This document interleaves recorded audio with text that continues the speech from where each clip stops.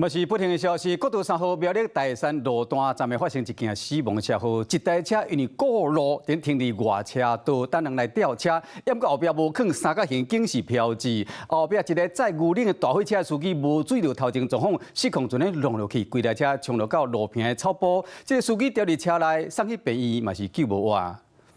大货车冲落去边坡，在牛奶甲塑胶囊是三角满死过。消防队员出动器材车，准备用钢索甲司机吊起来。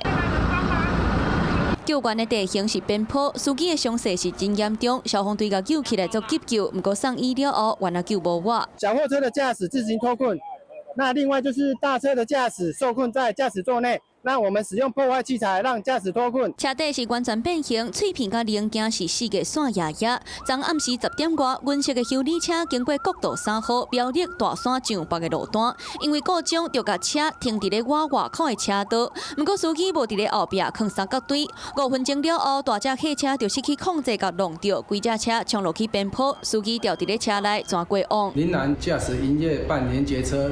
疑因未注意车前状况，擦撞该自小客车左侧车身后翻覆于外侧护栏边坡外，林南伤重不治死亡。车祸现场是真混乱，国道的警方开4点外钟才完全排除。故障的修理车驾驶杨氏查甫人，头壳疼裂伤，无啥物要紧。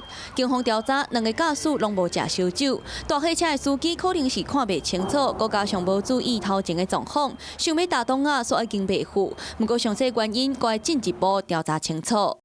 Hello， 我是蒋欣梅。想要抢先掌握最及时的新闻资讯吗？赶快订阅、按赞、开启小铃铛，锁定华视新闻 YouTube 频道。